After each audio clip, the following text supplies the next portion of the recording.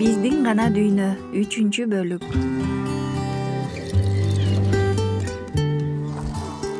Кызыңыз өзү келип арыз жазуусу керек, деди тергөөчү. Мен анын продюсеримин, тренери, апасымын. Дилкумар Асановна, мен баарын түшүнөм. Бирок мыйзам боюнча ушундай, сиз муну өтө жакшы билесиз да. Сиздин арыз менен кызыңыздын арызынын негизинде иш алып барабыз. Кызым муну оор кабыл алды, деди Дилкумар адатынча роль ойноп. Түшүнөм. Ал азыр сыртка чыккысы да келбей жатат. Бул жайга келген видеосу чыкпайт, анысына мен кепилдик берем, деди жылмайган тергөөчү жигит. Макул анда, Марат Шерикбекович, келебиз, деген Дилкумар тергөөчүнүн бөлмөсүнөн көз айнегин тагып, шиш такасын такылдата чыгып кетти. Марат эки колун башына коюп креслонун чалкалап жата кетти. Эдем. Саналуу сааттардан соң ошол Эдем менен жүз көрүшөт. Кубанып алды өзүнчө. Ал кызга кантип жолугуп, кантип таанышам деп турганда, апасы өз буту менен булардын кеңсесине басып келбедиби? Эртең менен атасынын эски таанышы Жафар чалып, Дилкумардын келе турганы жөнүндө эскертпеген деле ичинен кымыңдап алган болчу. Маанайы суз, каректери катып калган кыз Мараттын бөлмөсүндө апасы менен олтурду. Куурчактай сулуу. Марат кызды абдан берилип карап отурду. Кыз муну сезгендей бир убакта узун кирпиктерин көтөрүп жигитти карады. Курч тиктеген каректеринен тергөөчү тайсалдай түштү. Антсе да тергөөчү эмеспи? Сездирген жок кызга. Мындай курч каректерге кабылбады дейсиңби? Үлбүрөгөн көпөлөктөй бул кыз эмес, колунан нечен адамдар өлгөн баш кесирлер менен тиктешип отурган Марат. Ошондо да көздөрүн ала качпаган, тайсалдабаган. Кайра кумарлана ошол көздөрдү карап, андагы болгон чындыкты сууруу алчудай үзүлө түшөт эле го. Качан ишке киришесиңер? Деди Дилкумар Мараттын ойлорун бузуп. Бүгүндөн, жада калса азыр баштайбыз. Бул ишти жеке өзүм колго аламын, сизге сөз беремин. Жафар аганын урматы бар. Эдем апасын бир карап алып кашын көтөрдү. Бул дегени кеттикпи деген эле. Марат Шерикбекович, биз кайра Москвага кайтабыз. Андыктан бул иш аягына чыгып күнөөлүү тиешелүү жазасын алат. Жана мага бул жөнүндө толук маалымат жетет деп ойлоймун. Дилкумар Асановна, ишеним көрсөткөнүңүз үчүн ыраазычылык. Сиздерди кызыңыз менен сыйга чакырайын дегем. Атам менен апам да кызыңыз менен сиздин талантыңыздын күйөрмандары, деген Марат сылык сүйлөдү.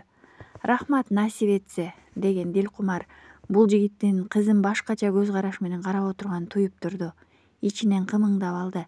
Жол катар унаада бара жатып, эмнеге болбосун, деди өзүнчө ойлонуп. Абройлуу, мартабалуу үй бүлө. Маратты жана анын үй бүлөсүн Жафар аркылуу өтө жакшы билет. Жанында бара жаткан Эдемди карады. Суз гана терезеден сыртты карап бара жатыптыр. Бул дүйнөдө болуп жаткан эч нерсе менен иши жоктой. Өзү менен болгон бул окуялардын бири да өзүнө тиешелүү эместей кайдыгер гана айлананы тиктеп бара жатат. Деги бул кыз кимди тартты? Эми гана 18ге чыкса да бир кылым жашап койгондой ойлуу тартат, кабагын санаа басат. Кана мендеги, атасы Жафардагы өрт, алдынан чыкканды талкалайм деген кайрат, аренада оюн көрсөткөндө гана көздөр оттой жанат. Дилкумар кызын карап алып ойлонуп бара жатты. Кызынын ички дүйнөсүн аңдый албай койду. Эдемди менден жакшы эч ким билбейт дегени менен өз кызынын бир тамчысын билбейт болчу. Эдем дайыма деңиздей терең, деңиздей сырдуу. Эдемдин дүйнөсүнө сүзмөк түгүл жээгине чейин да барган эмес. Ошол күндүн эртеси Дилкумар кызы жана Мараттын ата-апасы болуп ресторанда тамактанып отурушту. Курманов Шерикбек, эс алуудагы генерал, жубайы болсо жеке ишкер. Кыргыз өлкөсүнө башы көрүнгөн инсандардын уулу Марат. Дилкумар эч кандай мындай учурду колдон чыгарбайт да.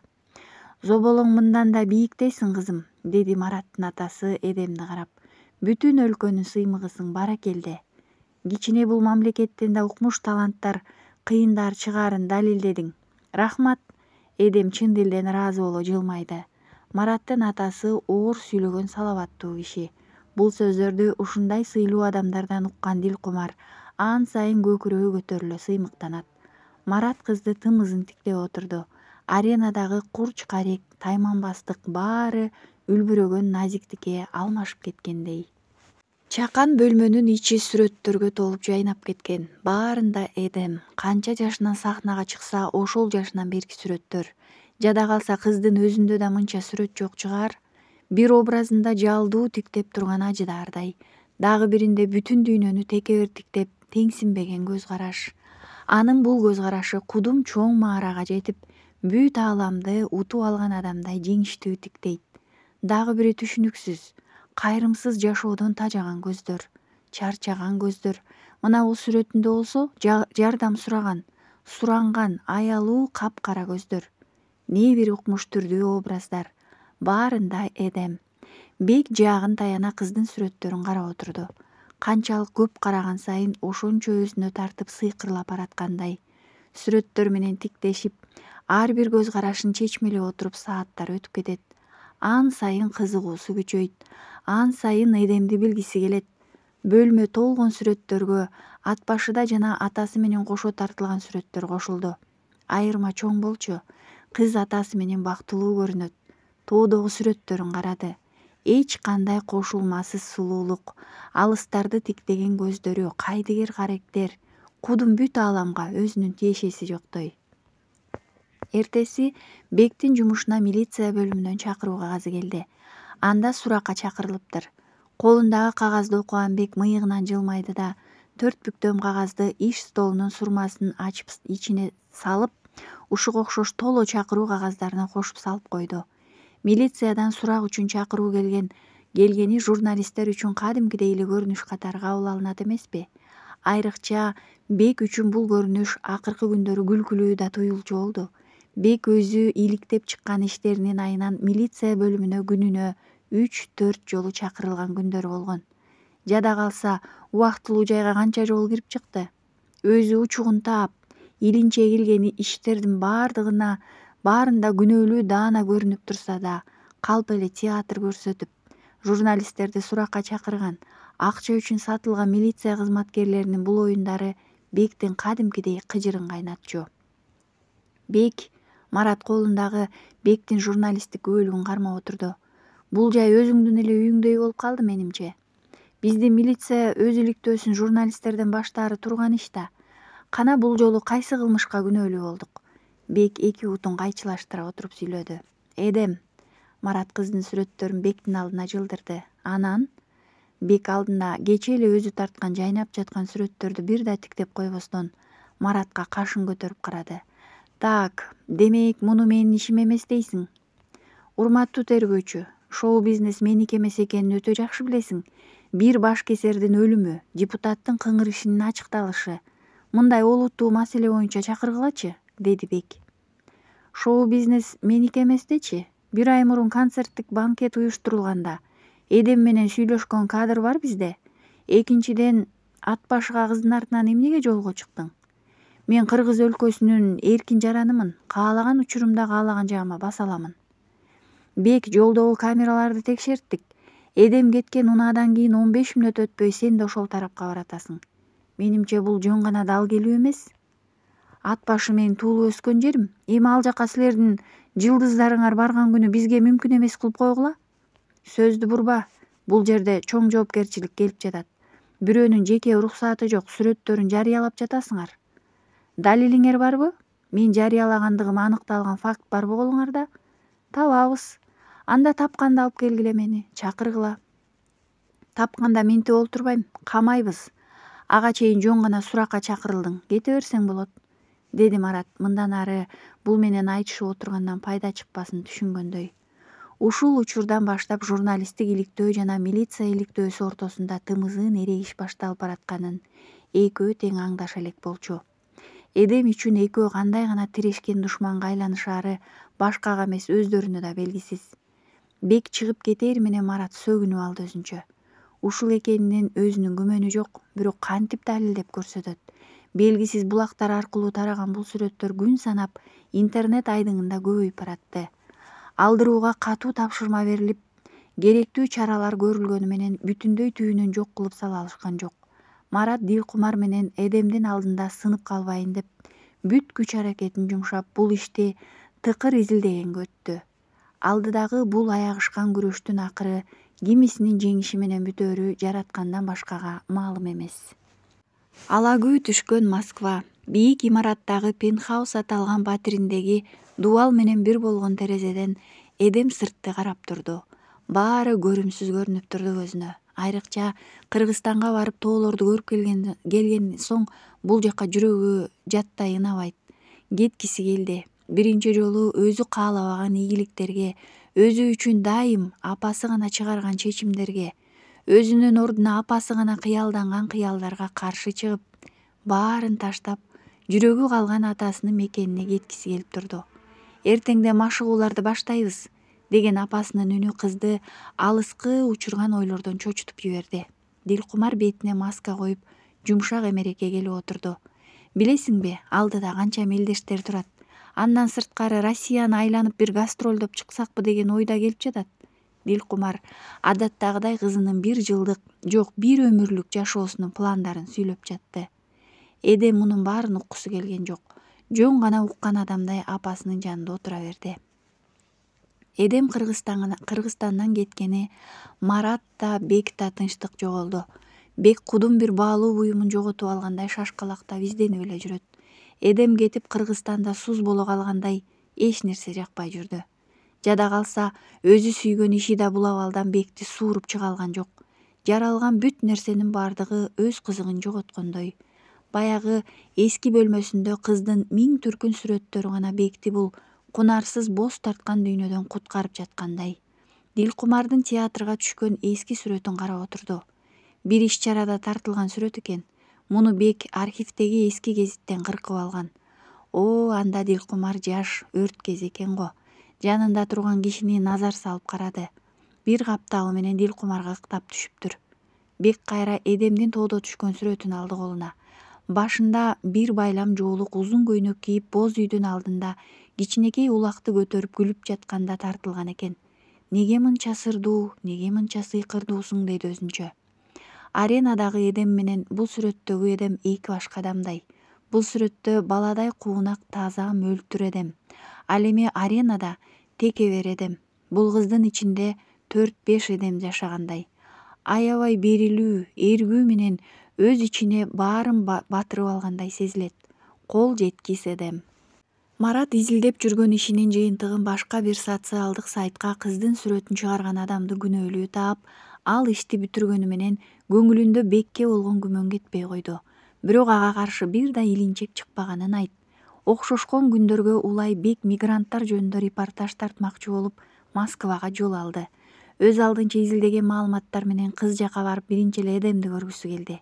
Алыстан болсо деле бир эле караанын көрүп алса, могу тигил укпас жүрөгү тынчтанып алат беле. Тилекке каршы кыз машыккан жерде оңойчулук менен ичкериге киргизбейт экен. Айласы кетти. Сырттан күтүп отуруп күүгүм кирип кетти. Чыкты акыры көптөн күткөн кыз. Анда Эдем жалгыз болбойт экен. Дайымкыдай апасы жана дагы айдоочусу коштоп жүрөт. Жолугууга, анын капкара көздөрүн көрүүгө такыр мүмкүнчүлүк болгон жок. Бек кайра өзү атайын тартууга келген репортажын тартып жүрүп дагы бир жума өткөндө келди. Дем алыш күн болгондуктан темир менен жасалган каалга ачык экен. Эми кирип барайын дегенде ошол жактан башына спорттук баш кийимди бастыра кийип чыгып келе жаткан кызды көрдү. Келишимдүү денеси койуп басканы да өзгөчө кыздын.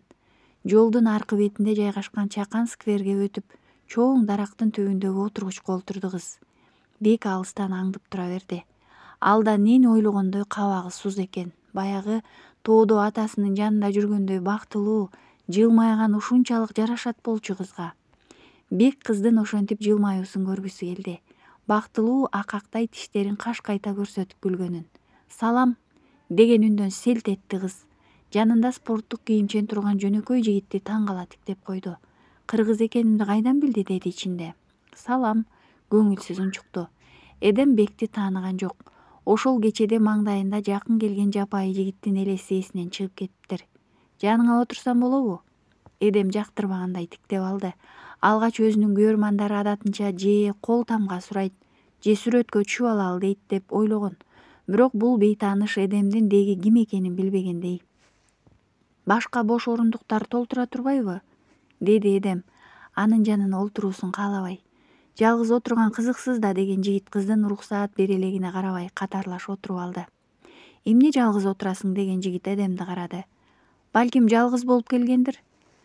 Жалгыз болгусу келген адамдар ыйлай албай жүргөндөр, деди тиги жигит кудум Эдемдин көкүрөгүндөгү мына төгүлүүгө даяр ыйын биле койгондой. Рас эле, машыгуу учурунда көкүрөгү кысылып ыйламакчы болгондо эч кимге көрсөтпөйүн деп атайы бул жакка качпады беле? Сен аны кайдан билесиң? Деди Эдем кызыга. Менде деле ошондой болот да. Баса курсагың ачкабы? Деген жигит жанындагы спорттук сумкасынан бутерброд алып чыгып колу менен бөлүп жарымын кызга сунду. Тамакты тандап ичип үйрөнгөн кыз үчүн мунун баары терс көрүнүш болсо да маңдайындагы жигиттин сунуп турган колундагы бутербродун алды да бырс эте күлүп жиберди. Бектин жүрөгү кыздын күлгөнүн көргөндө жарылып кете жаздады го чиркин. Ошол өзү тартып алган сүрөттөгүдөй күлкү. Көздөрү наристенин көзүндөй жайнап, апакай тиштери көрүнүп. Бул жака жакында келдиңби? Деди Эдем жигитке карап. Ал берген бутербродду оозуна салып жатып. Жакында. Атың ким? Эдем бакырайган көздөр менен жигитти тиктеп турду. Бек эмне деп жооп берерин билбей калды. Мына өзү корккон суроо берилди. Киммин дейт эми? Журналист Бекмин десе эми эле өзүнө жакын боло баштаган Эдем мындан эликтей секирип качаары талашсыз да. Али, деди кызга колун сунуп жылмая. Эдем. Бейиш багы, сен кайдан билесиң? Уккам, деп койду жигит. Экөө түшүнүксүз эле нерселер жөнүндө көпкө чейин коурашып отурушту. Эдем жөнөкөй, өзүнүн ким экендигин билбеген адамдар менен сүйлөшкөн ушунчалык сонун экенин сезбеген экен. Бек болсо Эдем менен жакын сүйлөшүп отуруп кызды ушул убакка чейин эч ким көрө алгыс, жада калса апасы көрбөгөн башка тарабынан тааныды. Баладай ишенчек, баладай тунук кызга арбалып баратты. Анын капкара көздөрү ушунчалык мөлтүр, ушунчалык тунук экен. Атасы менен отурганда бактылуу жылмайгандай өзүн карап күлүп койгон кыздын бул күлкүсүнө ашык болду Бек. Шатыратып төгүлгөн жаандан экөө Бектин спорттук үстүнө кийчү кийимине корголошту. Кыздын узун кирпиктери, андан чыккан назик дем баланын жытындай аруулугун сездирип турду Бекке. Жамгыр бир аз басылган соң кызды үйүнө чейин жөө басып узатып келди жигит. Жол катар көп нерселер жөнүндө сүйлөштү. Бир гана өздөрү жөнүндө эмес, Бектин жанында көптөр сөз кылган текебер Эдем эмес, дүйнөсү таптаза, кирдей элек апакай наристе турду. Коштошоордо Эдем өзү байланыш номерин берип коштошуп кетти. Түн жарымында ичи катуу ооруп ооруканага түштү Эдем. Ар дайым диетада жүргөндүгүнө байланыштуу күндүзү жеген бутербродун ашказаны сиңире албай тез жардам менен ооруканага жеткиришти кызды. Эмне кылып салганыңды билесиңби? Алдыдагы мелдешти ойлободуңбу? Ашказаныңдан эмнелерди жууп чыкты я? Өз көзүм менен көрбөдүмбү? Эдем куду апасын биринчи жолу көргөндөй көз албай карап тура берди. Өзүн эмес алдыдагы мелдештер үчүн санаа тартып жаткан апасынан ушул тапта бир отоло көңүлү калды. Мама, токтот. Сени өз жайыңа коюп каалагандай басып оолуккан экенсиң. Сага мүмкүн эмес экенин билесиңби деги мунун баары? Кыргызстанга барып келип өзгөрдүң, атаң күнөөлүү барына. Ошол үйрөттүбү? Эмнеге, мама? Эмнеге баарына атамды күнөөлөй бересиң? Бул жерде атамдын эмне тиешеси бар? Ошол жакта өзгөрдүң сен. Мама, мен чоңойдум. Өзүм жашоомду өзүм башкаргым келет. Мен да өзүм каалаган нерсени жасагым келет. Айтчы, мама, качанга чейин мен үчүн сен баарын чечесиң? Качанкыга чейин сен чыгарган чечим менен жашоо уланат, мама? Эдем ыйлап жиберди. Керек болсо өмүрүңдүн акырына чейин. Деген апасы кызынын эгинен мыжыга кармап, көздөрүнө карап турду да керебетке түртүп жиберди. Мындан кийин жалгыз жүрбөйсүң. Дилкумар сыртка чыгып кетти. Эдем палатадагы керебетинде көмкөрөсүнөн жатып төгүлүп ыйлап жатты.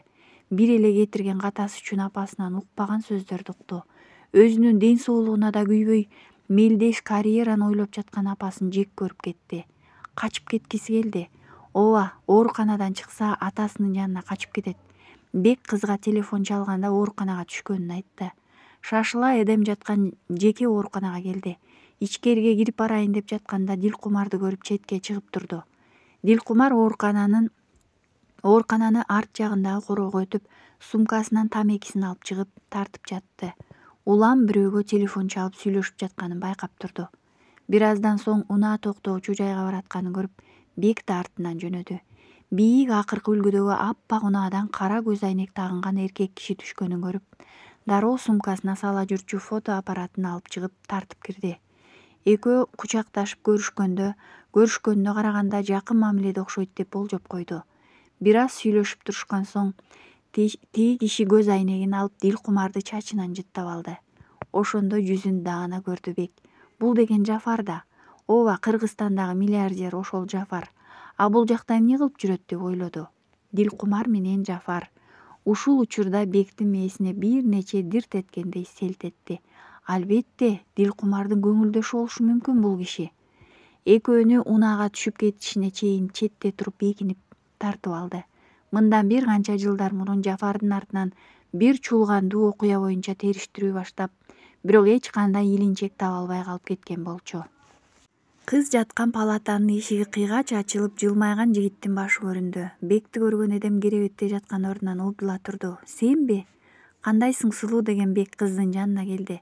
Мен жакшы, келбе дедим го сени. Көрүп кетейин дедим, эмне болду? Ашказаным ооруп, деп койду эдем эрдин тиштеп. Ошондо гана Бек кечеги тамактан экенин түшүндү. Кыздын диетада жүргөнүн такыр эстен чыгарган экен. Тагыраагы оюна келбептир. Эдемдин бозоруп калган жүзү кеберсип турган эрдин көрүп аяп кетти. Катуу оорудуңбу? Деди жалооруй кызды карап.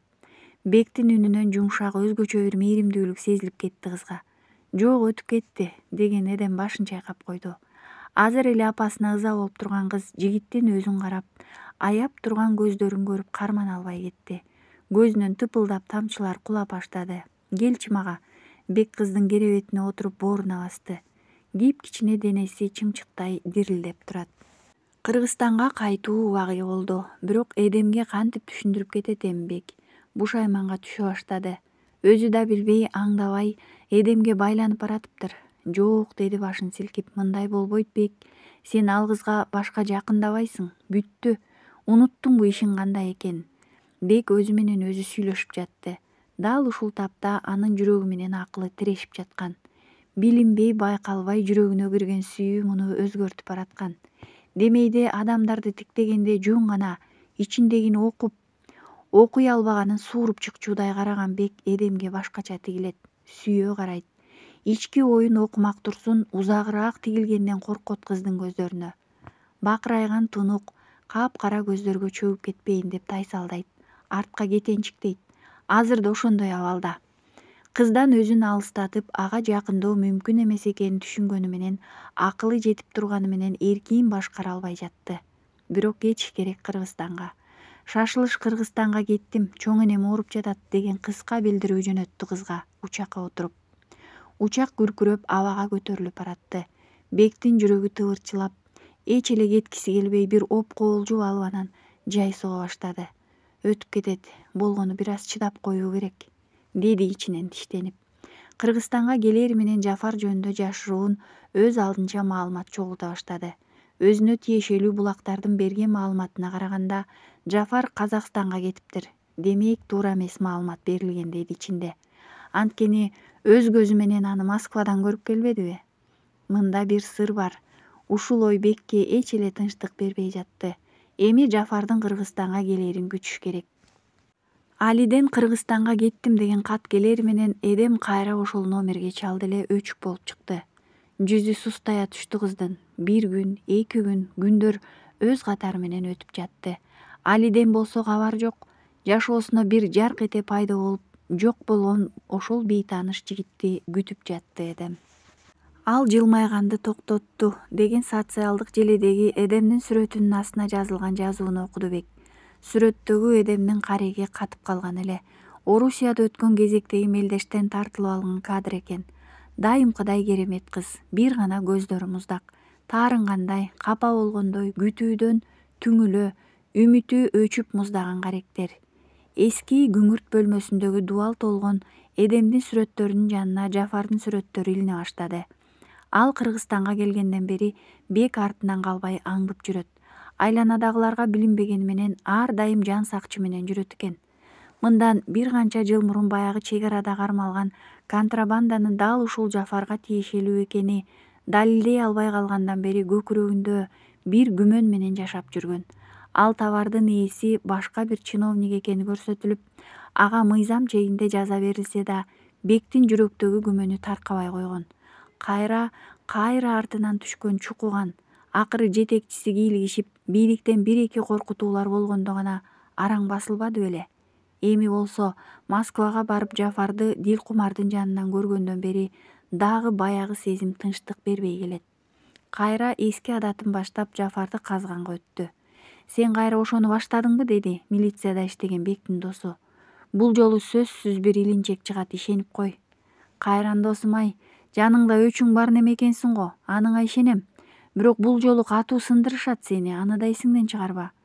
Бул жолу башкача жол тутам. Кандай жол? Бек милицияда катардагы капитан болуп иштеген досу менен жолугуп сүйлөшүп отурду. Бектин негизи жашоосундагы жакын адамдары өтө аз. Анткени мындай курч мүнөз баарын бетке айтып чындыкты сүйгөн адамда дос, жакын санаалаш деген болбойт тура. Биз көрпенделер көздөрүбүздү кооз жалганга көндүрүп алып, чындыкты уксак же көрсөк жаа бою качып, аны айткан адамды душман эсептеп калган заманда экенбиз. Бекте да ушундай. Анан калса өзү да жасалмалуулукту сүйбөйт. Ошондуктан жакындарынын да чын дилден сүйлөшө билгенин, өзүнө чындап күйгөнүн, ийгилигине маңдайы жарыла сүйүнгөнүн тандап алып мамиле кылат. Тандап албаса да башына түшкөн оор күндөрдө ал жакындары тандалып иргелип отуруп аз эле калган. Анын ичинде сырын бөлүшө турчу, өзүндөгүнү төгүлүп айта алчу адамдары болсо жок койсе. Болсо бир гана ушул досу Шумкар. Эмнени таап, эмнени изилдеп үстүнөн чыкса да алгач ушул досуна келет. Шумкар арзыбаган маяны алып катардагы капитан болуп иштейт. Балким башкаларчылап өз кызматынан пайдаланып пара жебеген үчүн, дайыма ак кызмат кылган үчүн катардагы жөнөкөй капитан бойдон жүргөндүр. Негизи жашообузда бүт чоң нерселердин, чоң иштердин, чоң айкөлдүктүн, адамгерчиликтин, улуулуктун баары ушул жөнөкөйлүктө жатат окшойт. Биз маани бербеген, байкабаган жөнөкөй журналист, жөнөкөй милиция, жөнөкөй мугалим, жөнөкөй адам. Дагы ичинде бир нерсе кыжаалат кылгандай, ойлоого арзыбайт, деди Бек кол шилтеп. Сени жакшы билбегенимде бул сөзүңө ишенмекмин, бирок Шума, мен сүйүп калдым окшойт десем ишенет белең? Ишенем. Өзүмө өзүм ишенбей жаткандабы? Сендеги нерсе мага абдан жакшы байкалып жатат да, досум, деди Шумкар досун желкеден таптап.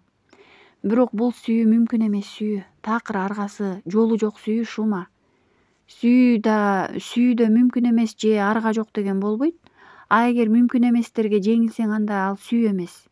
Күлүмсүрөп башын чайкады Бек. Сен түшүнбөйсүң, мен тандоого кабылдым, деди оор үшкүрүп. Казып тапкан ишимди аягына чыгарып, репутациямды көтөрүп сүйүү дегенди унутуум керек. Же баарына эч нерсе болбогондой көз жумуп, өзүмдүн ким экенимди да унутуп, сүйгөнүмдүн жанында ар бир мүнөттү баалап өткөрүүм керек. Сен кайсы бирин тандамаксың? Деди досун карап. Мындай тандоону башкасы албасын, сендей күчтүү эмесмин, деген Шумкар тамашалай күлдү. Бектин көңүлүн көтөрөйүн деген, караса досу абдан кейиштүү абалда. Эч мындай болгон эмес. Деги көрбөптүр бул абалын илгери. Жүрөгүңө кулак сал. Эң негизгиси тандаган жолуңдан жүрөгүң тынч болуусу керек. Бек унчукпады. Анын ордуна сырасын кылкылдата жутуп алды. Эки дос Шумкардын эски машинасы менен шаардын сыртына чыгып, түндөсү да тирүүлүк бүтпөй кайнаган шаарды бийиктен карап отурушту. Колдорундагы бөтөлкөдөгү сырадан жутуп коюп, узун маек курушту. Түн ооп таңга жакын гана карай шаарга кайтышты. Бек Жафардын артынан аңдып казып жүрүп көп эле маалымат чогултту. Эң эле таң калыштуу маалыматты Эдемге тиешелүү болчу. Жеке ишкерлер катышкан иш-чарага Бек да барган. Албетте атайын Жафар үчүн. Аны алыстан узакка чейин байкап отурду. Ар бир кыймыл-аракетин, сүйлөгөн сөзүн, негедир жанындагыларга күлүп сүйлөгөнү бир адамды эстете берди Бекке. Бирок кимге окшотуп жатат, такыр аңдай албай койду. Бир убакта Жафардын жанындагылар бир аз алаксып ары жака басканда Бек жетип барып сөзгө тартты. Көздөрүн өзүнө такап турган Жафардын кареги менен кареги чагылыша кеткенде Бек дирт этти. Кудум өзүн таң калып суроолуу карап, маңдайында Эдем карап тургандай болду. Мына тапты, жанатан бери кимге окшотуп жатканын, курч тиктеген көз карашы, күлө сүйлөгөнү баары Эдемге окшош. Баягы гезиттен кыркып алган Дилкумардын бейтааныш эркек менен жанаша түшкөн сүрөтүн таап чыкты. Кыналыша бири-бирине сүйө тиктеген экөө. Мына Эдемдин сулуулугунун сыры. Эки башка улуттун балдары сулуу болору белгилүү го. Ал эми Жафар дегенде ар улуттун каны бар деп айтылат. Бектин күмөнү күчөй берди. Ан сайын тереңдеп чукуйт. Мындан артык алардын мамилеси жөнүндө маалымат чогулта албасына көзү жеткенде Дилкумарга сокку жасоого өттү. Эртеси күнү эле социалдык сайттарды, интернет желелерин Дилкумар менен Жафардын Москвада кучакташып өбүшүп көрүшкөн сүрөтү каптады. Бек өзү да билбеген абалда өтө калпыс ишти баштап кол урганын билген жок. Албетте журналист үчүн мындай иштер көнүмүш адатка айланса да, бул иши өтө татаал болчу. Өмүрлөргө бааланган тобокелге баш урду.